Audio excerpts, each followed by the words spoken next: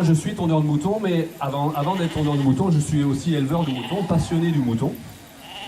Comme tous les gens qui peuvent organiser ce foire, je pense qu'on est tous des passionnés, autant les éleveurs de chevaux, de vaches ou de moutons, on est tous. Si on en arrive à faire ce métier, je pense qu'il faut être quand même passionné. Et comme je fais généralement les choses par passion, je fais aussi la tonte par passion, ça me plaît. Ça me permet de rester dans ce milieu des humains. Et donc il existe aussi des compétitions, des concours de tonte. Alors comme pour la technique néo-zélandaise, vous parlez qu'elle alliait les trois qualités pour récolter cette saison, quand on parle de tonte de mouton, on parle aussi, il y a trois jugements. On est jugé sur la vitesse, on est jugé sur la technique de tonte, ce que Dédou vous expliquait tout à l'heure, la fameuse fausse coupe, ce brin de laine qui a été coupé 2 fois dans sa longueur, et si ce brin de laine est coupé 2 fois dans sa longueur, il est du coup moins exploitable dans l'industrie lainière, puisque du coup le brin est trop court, vient se mélanger dans les machines et non exploitable. Voilà.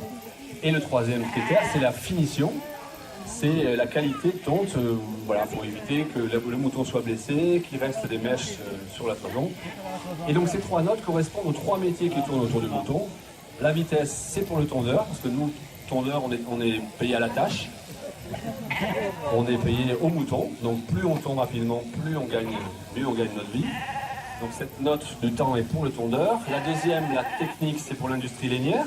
Si la toison est tondue en un seul morceau, pas de repasse, le brin toujours de la même longueur, ça c'est une note pour l'industrie lainière. Et la troisième note, c'est pour l'éleveur, puisque si son mouton est bien tondu proprement et pas blessé, ça lui permettra justement de pouvoir ensuite élever ses moutons de manière plus paisible. Le département de l'Aude a été sélectionné cette année pour faire une présentation de bovins au Salon international d'agriculture. Il y avait 5 animaux et c'était les seuls 5 animaux de la race gasconne qui étaient présents dans l'Aude au Salon international d'agriculture. L'an prochain, ce sera la Haute-Garonne. Et là, vous avez au moins 2 animaux. Le premier, là, qui est le gros taureau qui s'appelle Oko, qui est un taureau qui fait 1130 kg, pardon, qui était à Paris, et la petite vache là, qui a 2 ans, qui s'appelle Lacune, qui était présente au salon de l'agriculture.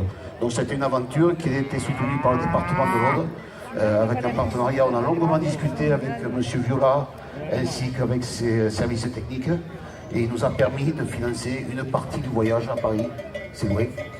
Ça a fait faire des frais. Il faut, à titre d'information, une vache qui va à Paris, un transport, ça vaut 500 €, une vache. Donc multiplié par 5, voilà. Donc voilà.